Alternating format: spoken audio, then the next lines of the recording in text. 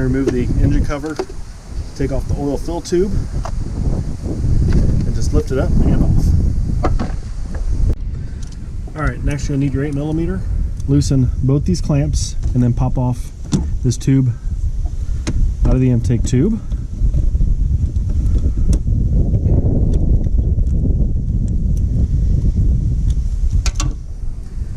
And then wiggle this off. Just get this completely out of the way.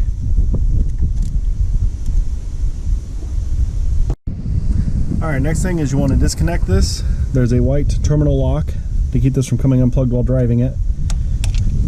Just pop it out, just like that, and then you actually lift this up, and as you're lifting up, you can put your screwdriver in here too to work it carefully. And as it comes up, it's going to come off of the throttle body, just like that. And then when it goes back together, get it started and start pushing down, it'll pull it back on. Okay, next you want to remove the two 10mm bolts up top, and then there's two 10mm nuts on studs underneath. Once you get them loosened, you can work those off. Then remove the top bolts.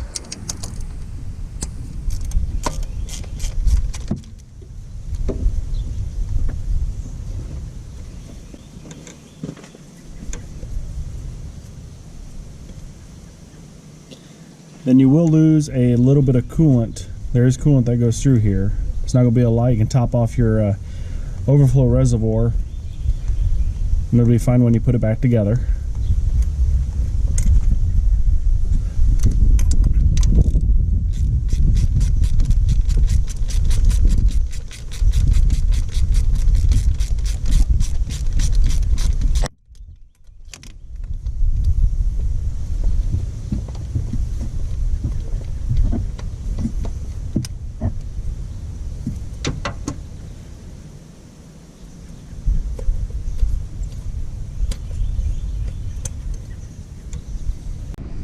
Once you got your bolts loose, just kind of wiggle it and pull it straight off.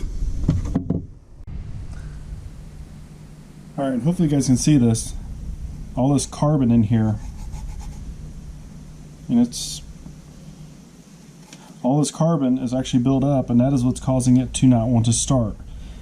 This throttle blade, the ECM tells it where it needs to be to start, and when you get so much carbon, it restricts airflow and it does not compensate.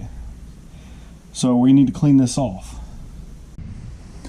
Alright, really all you need at this point is red Scotch-Brite or something that's somewhat abrasive to break it free. And then this is air intake cleaner. You can use in throttle bodies, mass airflow, or you can actually go buy the mass airflow cleaner. But literally just spray it on and start cleaning. And as you're cleaning it, you can reach in and open the blade so you can clean in all these passages. It is not going to hurt the throttle body to do that, because it's already, as you can tell when you let go, it'll go back to its home position.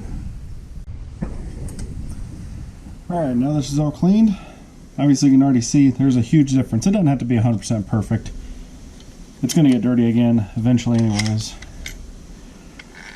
But you can see huge change. So now we'll go throw this back on the car. Alright, she's back together. We'll start her and see how she runs. Not even a blip. Alright guys, if you like this video, give it a thumbs up. If you're new here, go and subscribe, hit the bell, and we will see you next time, guys.